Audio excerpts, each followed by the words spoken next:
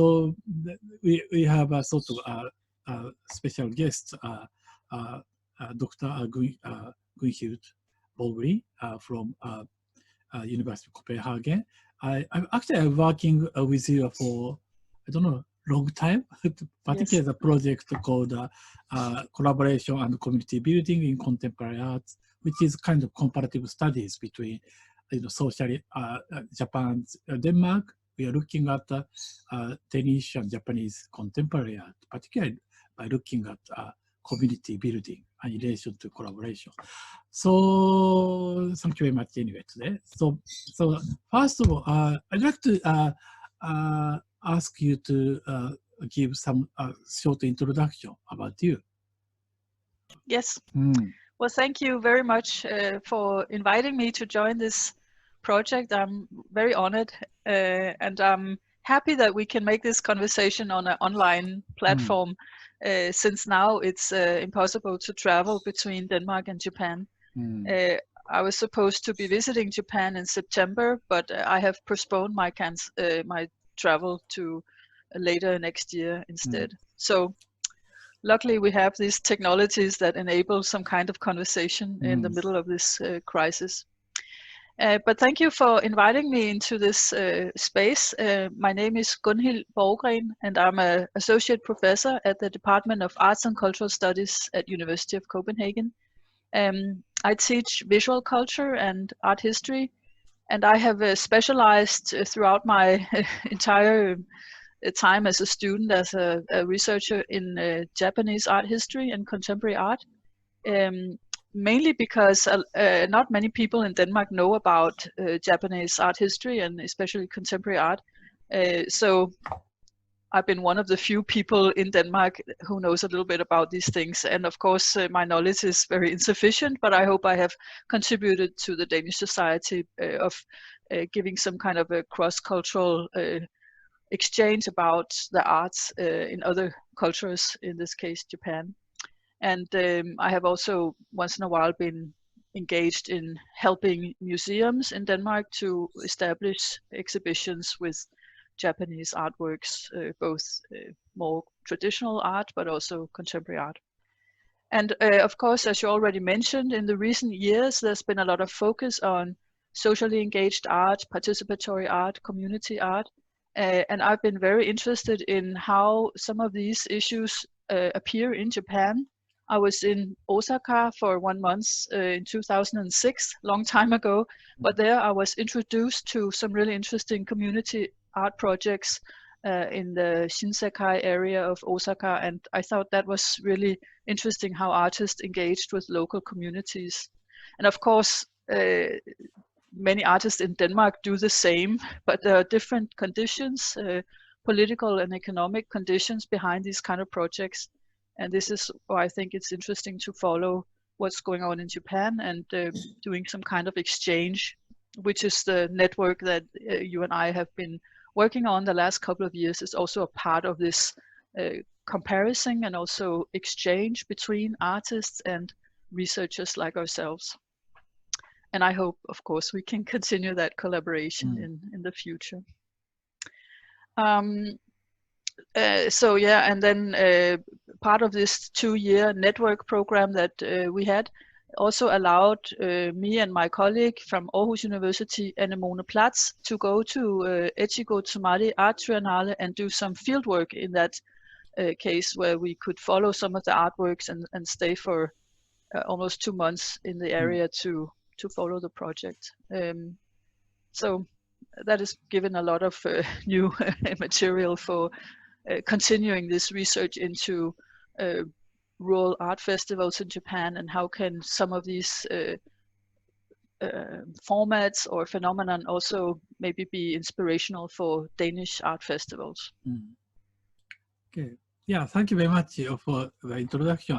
And also, I think last year you contributed one article to catalog of May exhibition in Chiba Prefecture Museum, right? Yes. So I know that you are the maybe you are the person who knows about the Echigo Tsumari and collaborative art, probably most in Europe or even in Japan, because you did a great fieldwork. Yeah, right?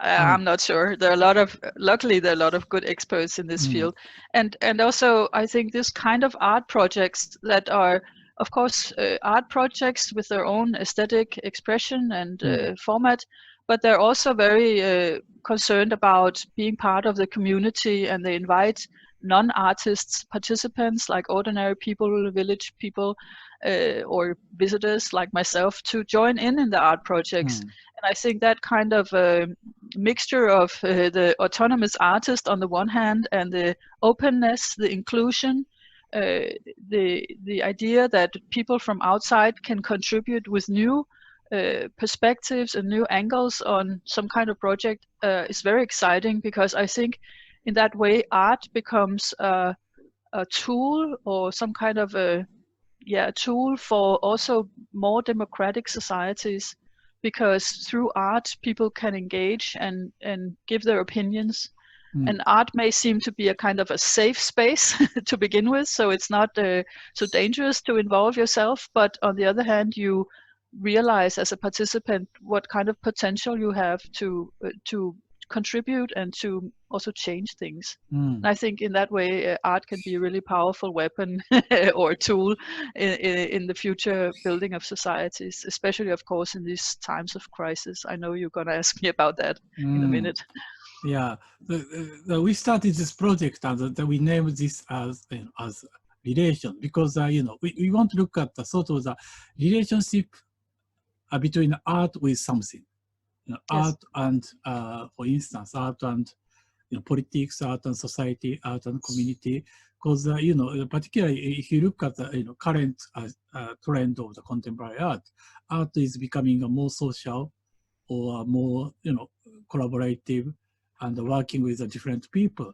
And obviously you are the one who are looking at this sort of trend, how the art is changing its form.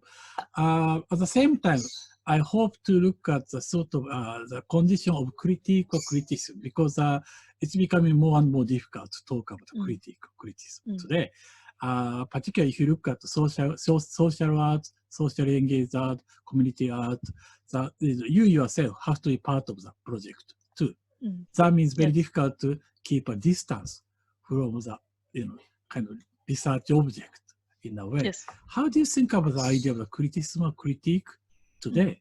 Yeah, it's true that some of the kind of traditional notions we have about the art critic as a person outside, being at distance from the art objects, being able to somehow in a neutral position evaluate and criticize the art project. It's maybe a little bit old-fashioned conception of what an art critic is these days. And I think it's very natural that these things are happening, that this boundary of the role of the art critic is dissolving in a way, because we see this for all the other actors in the art field as well. The role of the artist has changed, the role of the curator, the art collector, and even the role of the audience or the spectator has also changed in the last decade or so. Maybe you can say some of the roles have merged more and more into each other. The spectator, or in the old days you would say the artist was a kind of autonomous individual who would make their own art, like art for art's sake, and didn't care about the surrounding society, and saw his or her own artwork as a kind of isolated aesthetic object alone. And the critic would then evaluate this kind of aesthetic value from the outside. But nowadays, a lot of the current art projects are much more about the artist letting go of this autonomous element and saying, I have an idea, I have a concept, I put it in the world, but then I let other people join in and develop this art project in directions that the artist cannot know and cannot control from the beginning.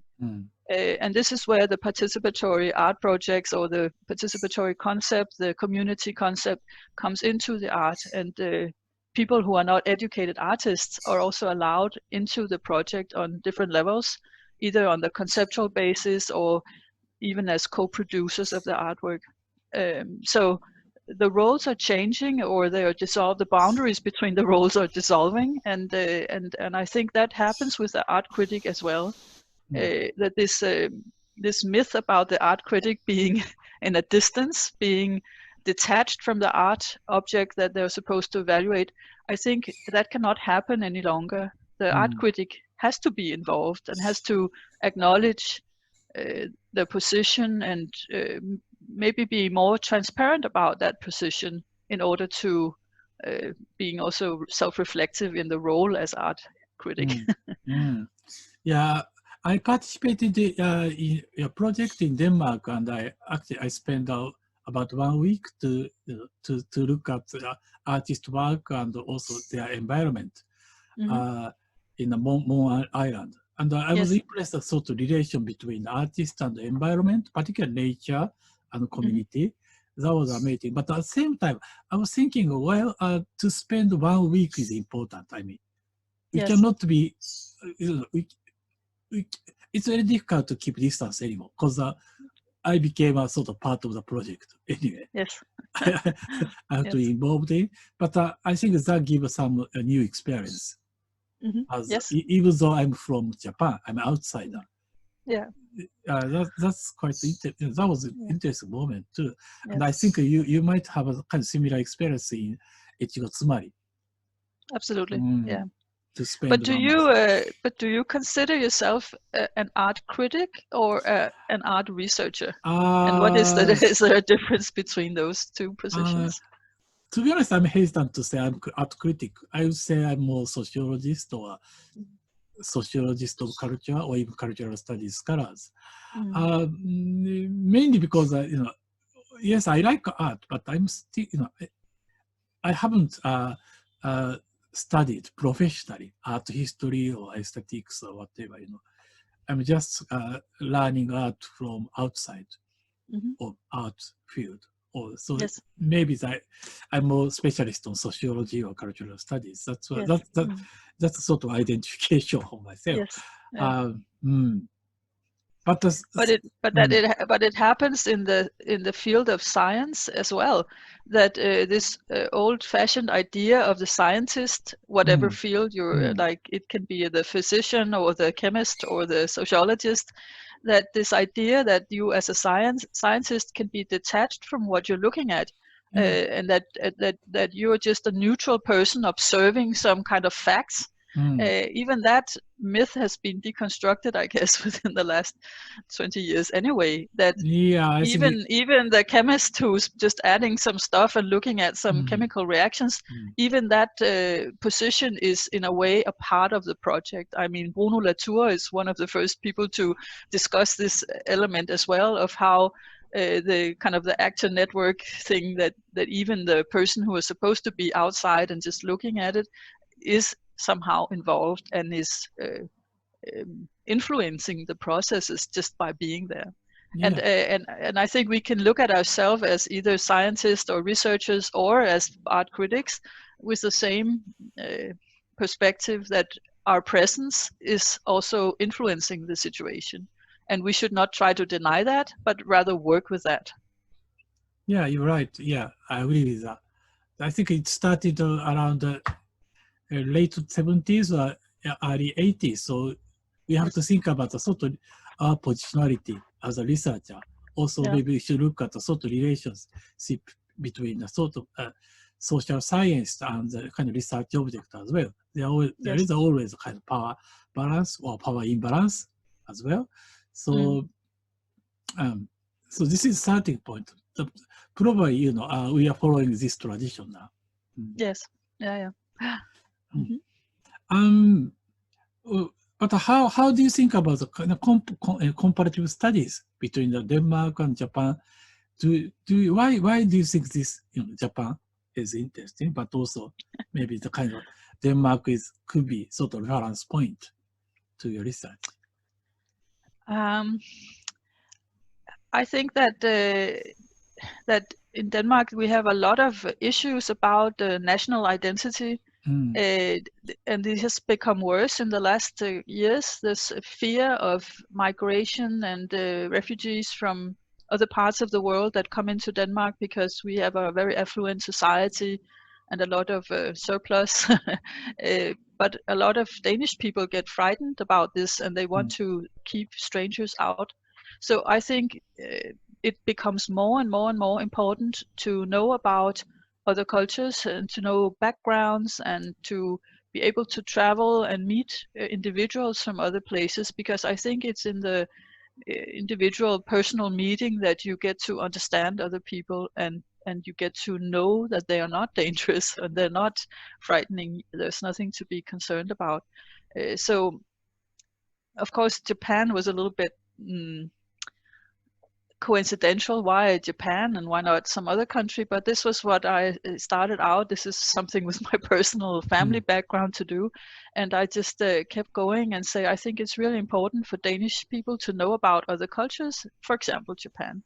And luckily a lot of Danes are now traveling, not these days, but until the corona crisis there was a lot of Danish tourists going to Japan. So of course there are some kind of openness, but it's still I think a lot of superficial stereotypes about Japanese culture in Denmark that I hope I can contribute to dissolve a little bit. And I think, and in this case, I think the comparative studies might be interesting because it makes it much more one-to-one kind of thing. For example, I don't know very much about Danish contemporary art because I've been spending a lot of time going to Japan and following the Japanese art scene. But now that we had this project together for 2 years and you were also coming to Denmark for some of the workshops and field study, I had to go in and see, okay, what kind of projects in Denmark are similar or different from the projects I know about in Japan. So I myself have become much more wise or knowledgeable about the projects that go on just in my own neighborhood, for example. So and I think that kind of one-to-one comparison also makes it much more close to yourself, and hopefully also the other way around. Yeah, well, that's the interesting point because you know, obviously in the Denmark you're a specialist of Japanese contemporary art, but you know, if you come here, you know, you're also someone who can talk about Danish art too. Yes. Or Danish culture as well. Yes. Well, I just wondering if you have some sort of time to show your project or artworks in Denmark now. Yeah. By using some images. Yes, actually I made a small PowerPoint slideshow I can share, and I have chosen just 3 examples of art projects in Denmark that are related to some of discussions here. So let me show you here. Can you share the images? Yes. Okay, good. Can you see this? Yes. I'm just going to start from the beginning. Sorry. Oh, it's okay. Okay, so the first slide here is from a really interesting art project. It's called Trampoline House, and it was made back in 2010 by curator Tone O. Nielsen and the artist Morten Gold and another artist Joachim Homo. And they got this idea to make a community house for refugees. So the Trampoline House is a Copenhagen refugee community. It's an independent community house that provides refugees and asylum seekers in Denmark with a place of support, community, and purpose. So this is an art project, but if you go into the house and you sit in the cafe like here, or if you join some of the different workshops, they have language classes, they have a soup kitchen here in the summer for homeless people who don't have food, cannot buy food. If you go there, it looks like more like a social project in a way. So it's not like framed as an art project, but this was the original idea. And here's an example of this artists and curators who kind of cross the line between the world of aesthetics, of art, into the world of the social elements of the politics of Danish society. Because this is an outright critique of Danish government's asylum policy and refugee policy. Within the recent years, Denmark has become a very, very closed country. It's very, very difficult to get in the country. It's very difficult to get citizenship, even if you have lived all your life in Denmark. And a lot of people with colored skin are discriminated against in many different ways. At the same time, most white Danish people will not agree that there's any kind of racism in the Danish society, because we kind of formed this idea that we are a very harmonious welfare society. But there's a lot of... It's quite similar to Japanese situation. Yeah. So this Trampoline House is one example of artists that actively go into a kind of a political scene and do something, which also includes art, because they do have, as a part of the Trampoline House, they have what they call CAMP, Center for Art on Migration Politics. And they show exhibitions by artists who are either themselves refugees or asylum seekers or migrants, or artists who deal with these issues in the artworks. They have workshops and discussion forums and other types of activities that are more related specifically to art, but it's a part of the Trampoline House as well. And the Trampoline House has actually now been invited to be part of the Documenta 15 in Basel in 2022, invited by the Indonesian group, I can't remember the name. Ruang Grupa. Yes. They have invited Trampoline House to be part of the exhibition there. So this is also a way of how the International Art Society acknowledges these kind of projects that go on in Denmark. It's just one example of how the role of the curator and the artist and the audience and the art critic is changing, because the format of art is changing and becomes much more integrated with the social and political scene. I have two artists that you asked also about how is the COVID-19 situation in Denmark in relation to art. So I have found two art projects that I think are really interesting in light of the Corona crisis. The first one is a Danish artist, Sofie Dupont. She had a project going already since 2011 called Marking Breath. It's herself in the white clothes. To the left, she's doing this project once in a while from sunrise to sunset. That is the entire day. She is doing just two things: breathing, and then she makes a mark every time she takes a breath. To the left one, you can see how she is marking small kind of pencil markings on a piece of glass or mirror with a sharp metal rod. So each mark on the mirror is one of her breath during the entire day. And of course, this is a very kind of poetic artwork in a way, that it's all about your own body. It's about breathing in, breathing out. It's your own internal body coming out in the world, but then you take in the outside world into your body each time you take a breath. So it's both existential, it's temporal, it's also in a way geographic, because sometimes Sofie Dupont takes her artwork to other places in the world. The picture to the left, she's doing the project in Brazil, where she invites other people to join from sunrise to sunset. They also sit and make small marks on a piece of paper or a piece of metal each time they take a breath. And this is not, as she says, to make everyone breathe in the same rhythm or to make things uniform. On the contrary, it's a way of showing how different people breathe. and different rhythms and different bodies at stake in this kind of very elemental, unconscious element of breathing, taking in air. And of course, in this case of the coronavirus, she did one project on March 26th.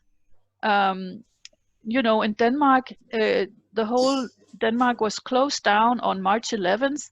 Our prime minister said she closed all schools, universities, libraries, public institutions, museums, galleries, everything was closed down. And all public servants, those who worked for the state or the government, were just asked to stay home, and they still get their salary.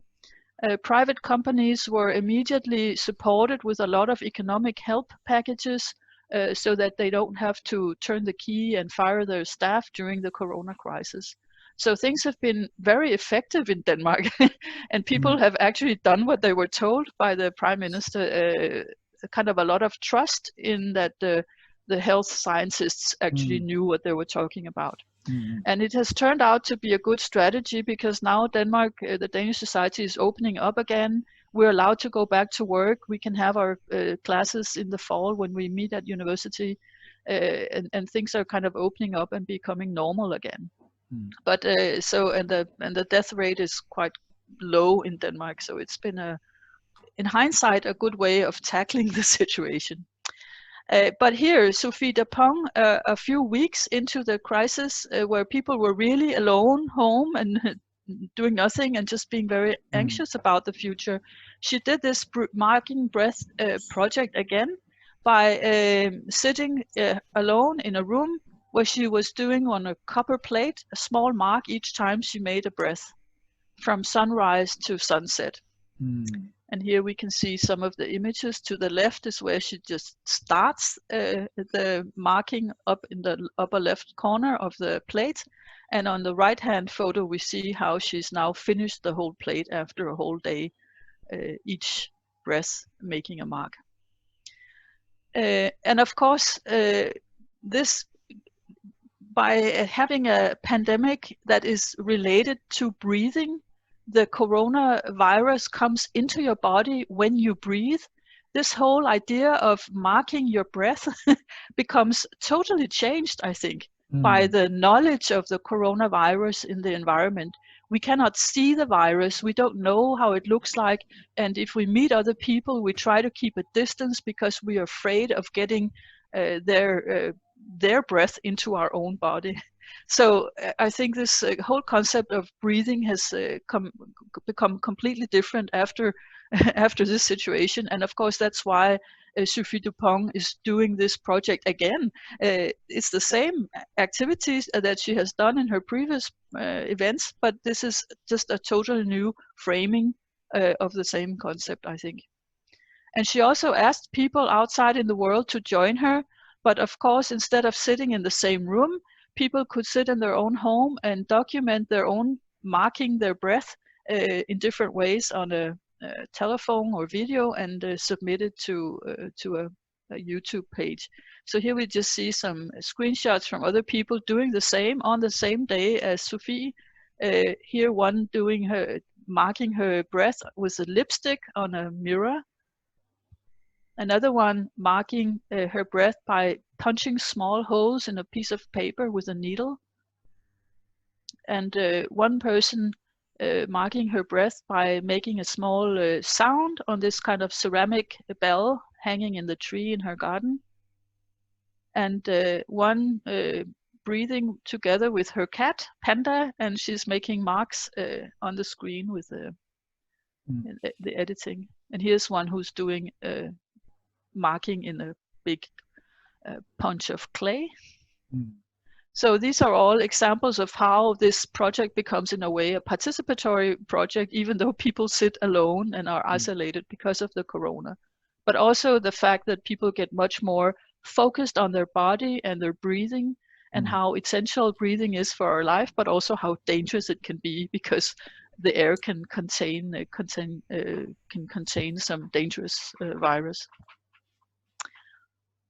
Okay, so another project which is completely different, which is also an ongoing project, but also has become, in a way, in a new light after the corona situation.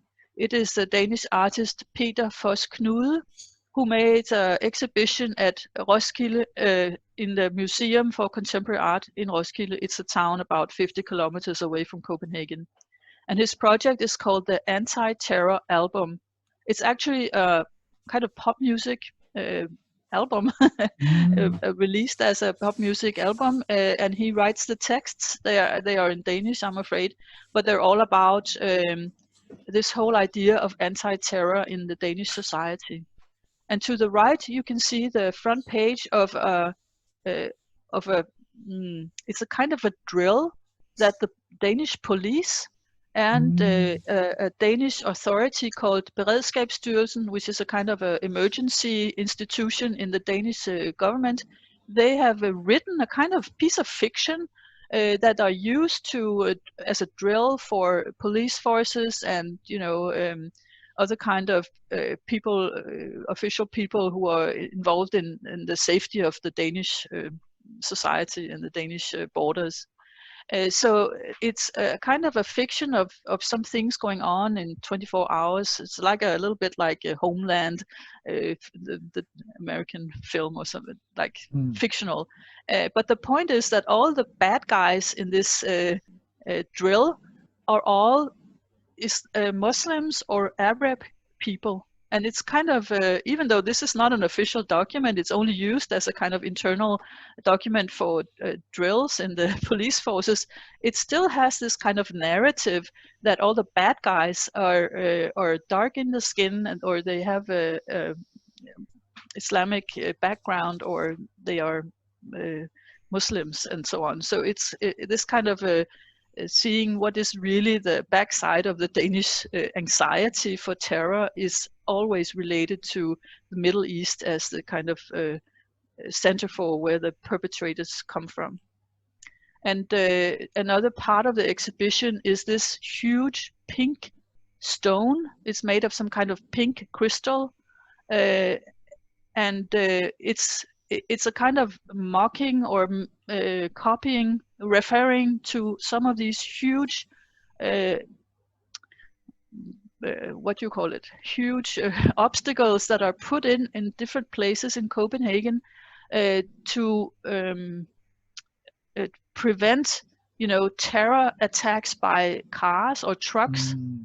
So you put up a lot of these kind of big round stones or huge flower pots made of cast iron at places where there are a lot of, like for example, in front of the parliament or something, so that you can stop people who want to attack by a truck or a car or something. And here, this piece of, this is the artist has then kind of carved this pink stone, and here it's placed in front of the synagogue in Copenhagen, where there was a terror attack some years ago in 2011. At the same time, where there was also a terror attack, some shooting in a cultural venue, because some people were talking about these Muhammad drawings and the freedom of speech versus the depiction of people, sacred. I don't know how to say that, but there has been a lot of controversy about these drawings of Muhammad in Danish cartoons for many years. So it keeps coming up, but in this instance, there was some person who actually attacked and killed people in relation to the certain event. And so these days, in front of the synagogue in Copenhagen, there are always police or army forces with guns protecting this building.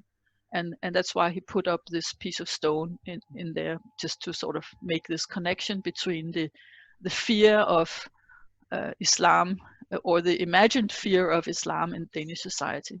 And of course, that kind of thing has now also changed perspective due to Corona, because it turns out that the most dangerous thing in the world now are not people from Middle East. It's the virus that gets transported through different people who are not bound by national or cultural or religious boundaries, but can travel in many different ways.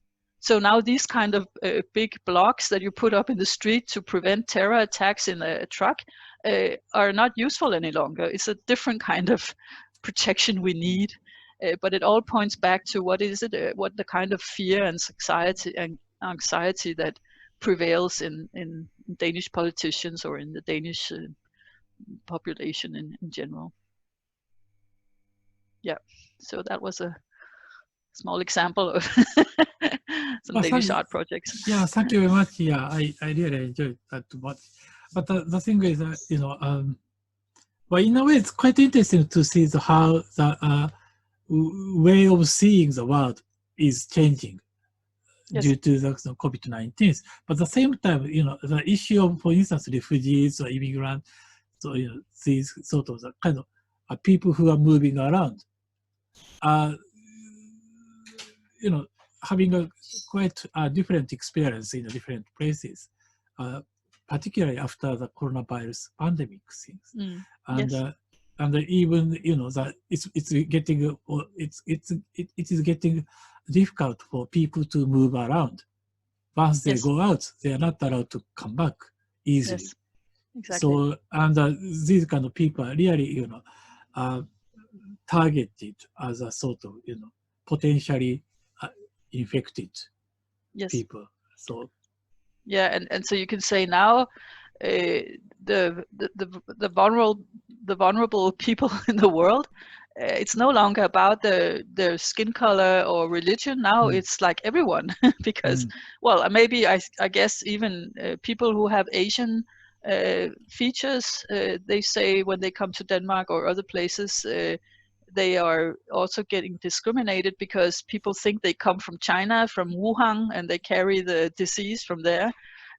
So it's a different kind of discrimination that happens now due to this, again, the anxiety, the uncertainty. Nobody really knows what this virus is doing. So I think what happens is that this new situation in the society, the lockdown, the exclusions, the reopenings, all these things put into perspective and makes it really emphasizes all the bad things that were, or all the the challenges we had in society before, but now they get even more exposed. They become really emphasized, the issues we have about discrimination, racism, refugees, gender, whatever. And even the climate crisis is also part of this debate now that the Danish society is opening up again. How much of all this should now be also reinstalled in a more sustainable way, so that like, for example, all the airplanes in the Scandinavian airline companies have been standing still for months.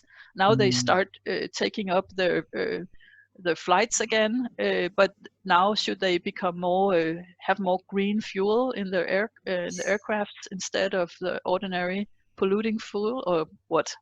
And that takes, of course, extra money to invest in that kind of new technologies and so on. So a lot of discussions. I mean, also the Black Lives Matter issue in Denmark, there were 15,000 people in the streets on that day. A huge crowd, but most of the media were talking about whether it was safe or not to go in the coronavirus. So many people together, so close together, and a lot of them were not wearing masks or anything. So it became like less about the issue of Black lives, but more about whether they were now irresponsible by, you know, exposing themselves and other people to the coronavirus. So it somehow just makes the issues that are already here being even more visible and challenging. Okay. Gunhild, I think it's time to almost finish. Thank you very much indeed. Actually, originally I was planning to organize a conference, I mean symposium, when the Tokyo Biennale starts in the middle of July, but obviously it's postponed now. But I hope to have a sort of kind of physical symposium workshop together in Tokyo soon. Thank you very much. There are a lot of, you know, sort of suggestions here, and I hope, you know, you can. I hope you contribute essays or kind of editorial works to our project soon. Yes. Okay.